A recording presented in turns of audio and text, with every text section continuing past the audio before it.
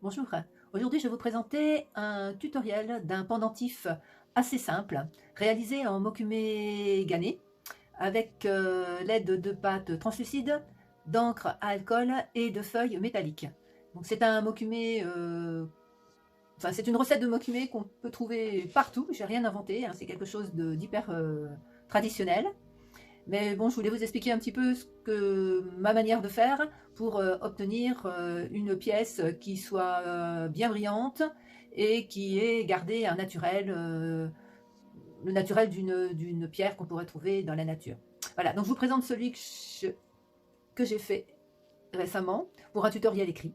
Donc c'est pas celui-là qu'on va faire, bien évidemment. J'ai pas l'intention de refaire un pendentif dans les mêmes couleurs parce que j'ai fait des cannes que je vais vous montrer, enfin, ce qu'il en reste, des morceaux de canne.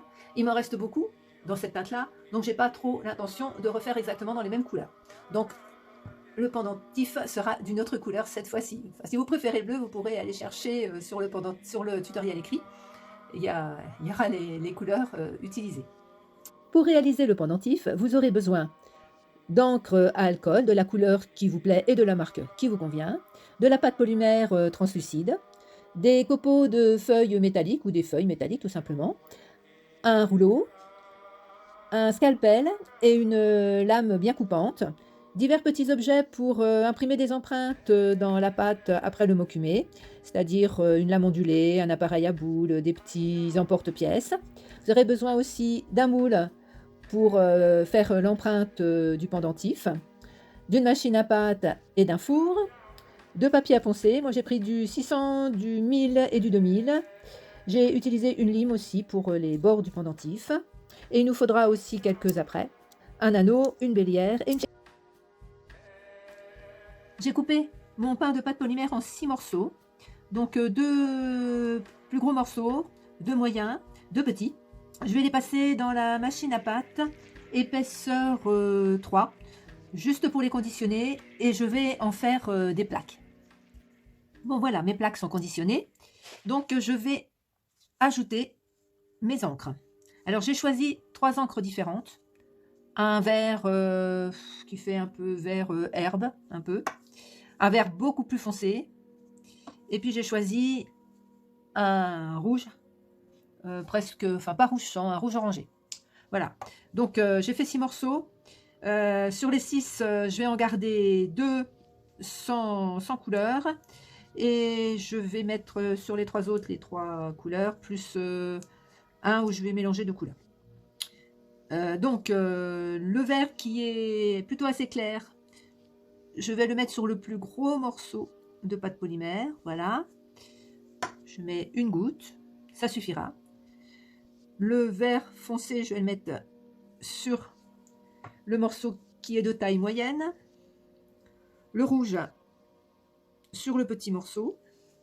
Et je fais faire un mélange de vert et de rouge. Voilà, j'en mets pas beaucoup. Ça va nous faire une espèce de marron, je pense. Voilà.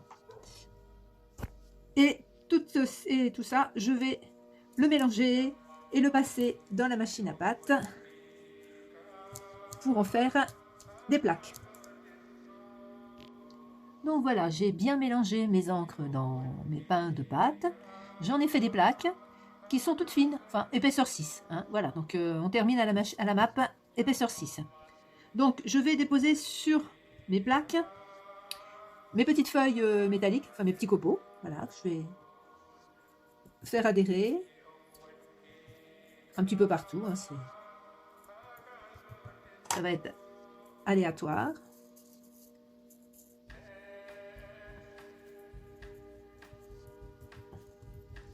Voilà. J'ai recouvert toutes mes plaques de feuilles métalliques. Et maintenant, je vais en déchirer des petits morceaux que je vais superposer un peu de façon aléatoire.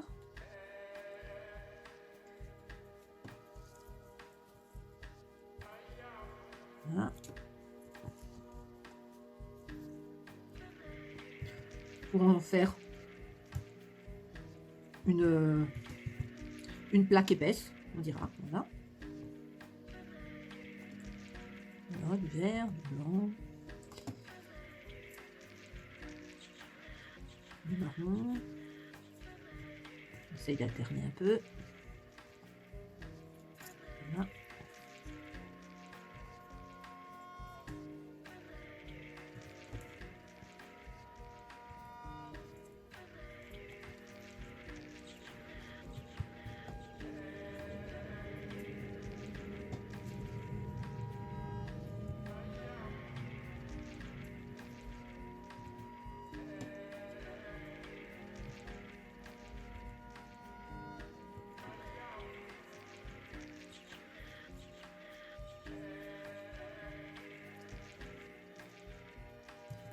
Voilà, donc à la cuisson, on verra toute cette superposition de couleurs.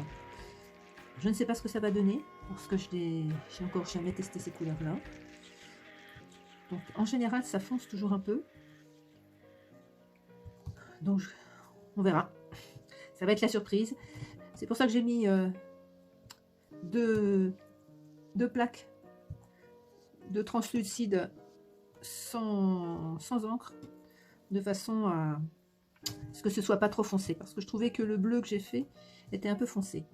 Alors pour terminer, je retourne les plaques. C'est pour faire en sorte qu'on n'ait pas de métal sur le dessus de notre grosse plaque. Enfin, qu'il y en ait le moins possible en tout cas. Voilà. Que tout le métal soit bien pris dans la pâte.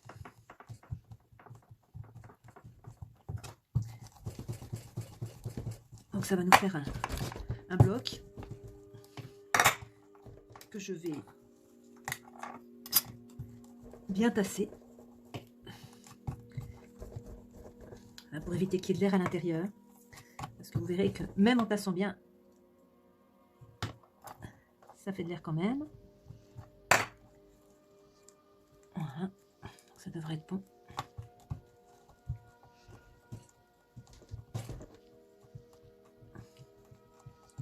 Là, donc on va couper en deux. J'ai jamais trop le compas dans l'œil. Mais là pour une fois ça va.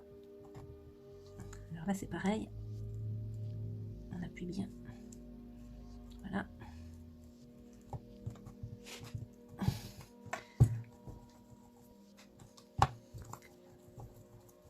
Hop. Vous voyez pourquoi je faisais en sorte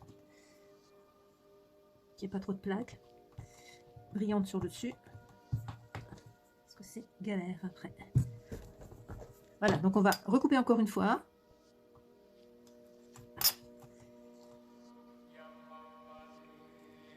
Alors je mets toujours le plus épais face au moins épais, de façon à ce qu'on ait un bloc à peu près équilibré. Et là maintenant, je vais travailler pour en faire un bloc à peu près carré. C'est un cube en fait.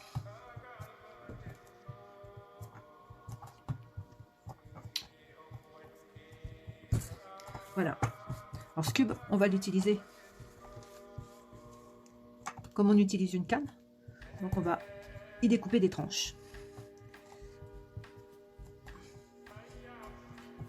Voilà. Alors il y a... Là ça va être un peu mou hein, parce que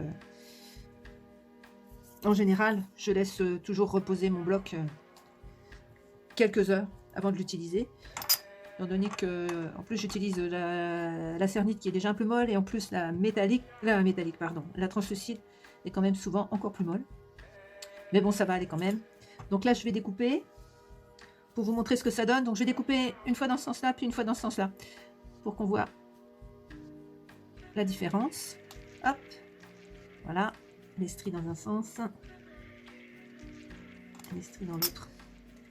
Voilà, c'est un petit peu différent. Vous voyez comment c'est joli. Et là, on voit qu'il n'y a pas trop d'air. C'est bien. Bon, alors, L'idée, c'est quand même, c'est pas de l'utiliser comme ça. Je pense qu'on pourrait. Hein. L'idée, ça va être de faire des empreintes dedans pour justement faire en sorte que les stries soient un peu moins régulières qu'elles ne le sont. Alors, j'ai pris une lame cannelée. Puis je vais faire quelques découpes. Voilà, par exemple. Je vais prendre ça. Hop. Hop. Je descends à une bonne moitié de la plaque. Parce que de toute façon, après je vais la retourner. Et je vais faire la même chose de l'autre côté. Voilà. Donc là, ça a bougé un peu.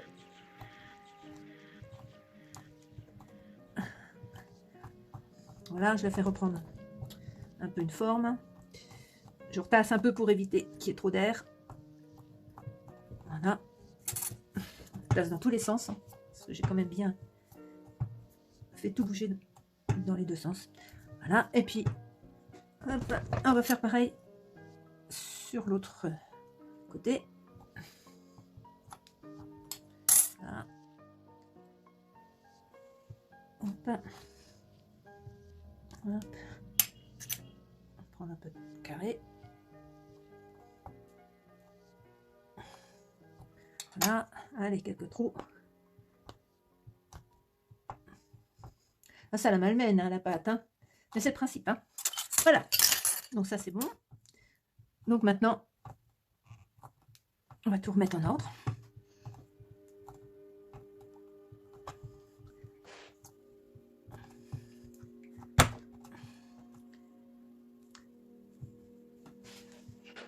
Bon, je vais me lever carrément.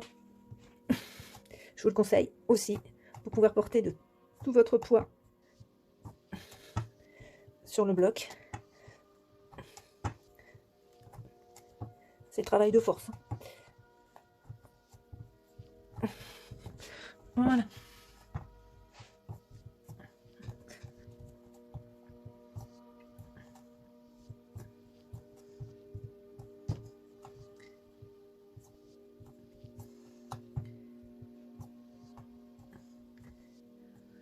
Voilà.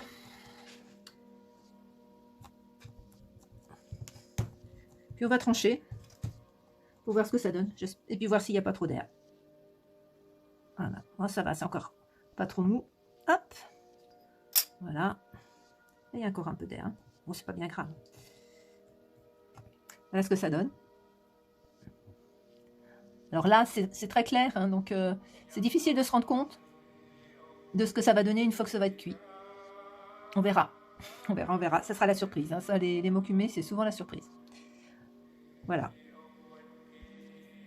Hors caméra, j'ai fait une plaque de translucide épaisseur 8 à la machine à pâte. J'ai passé une tranche de notre pain de mocumé à la machine aussi, épaisseur 3. Et j'ai fait une espèce de petite boule de pâte translucide. Je vais positionner ma plaque de mocumé sur la petite plaque de translucide.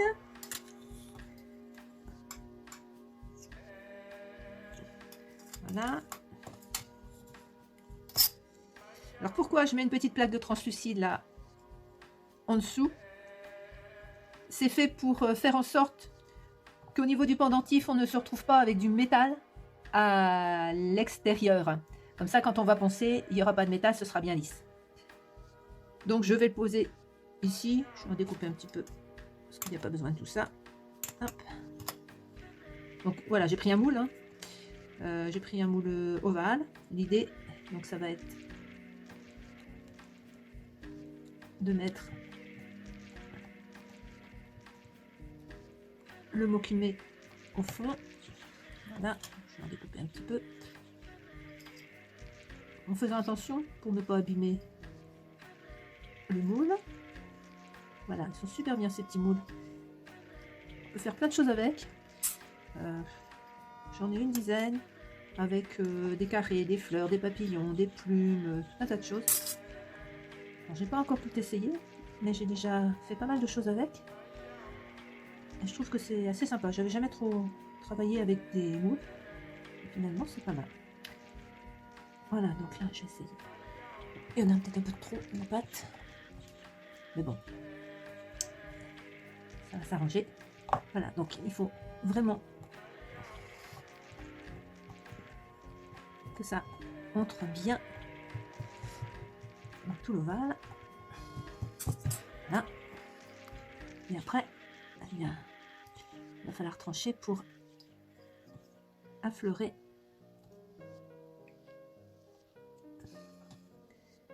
le moule. Voilà.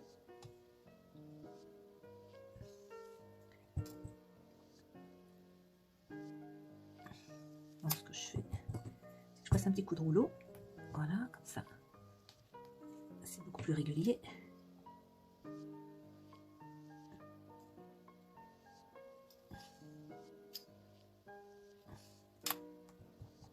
Voilà. Alors, c'est du silicone, hein, ces moules. Hein. Donc, je pense qu'ils peuvent passer au four. Mais j'ai jamais trop essayé. Donc, moi j'ai des moules. C'est super lisse. Vous pouvez utiliser ce cabochon à votre guise. Pour ma part, je l'ai fait cuire une quinzaine de minutes, puis j'ai glissé à l'arrière un anneau en acier inoxydable que j'ai recouvert d'une fine plaque de pâte blanche que j'avais texturée. La plaque avait été passée à la machine à pâte épaisseur 5. Donc j'ai fait une ultime cuisson pendant une quarantaine de minutes. Puis j'ai poncé les bords, puis la pièce. J'ai fait un polissage. Puis j'ai monté l'ensemble sur une chaîne en acier inoxydable. Voilà, vous pourrez en faire tout ce que vous voulez. Cette manière de faire le mokume permettra de fabriquer une bonne quantité de bijoux ou d'objets si cela vous fait envie. Maintenant, ce tutoriel est terminé. À bientôt.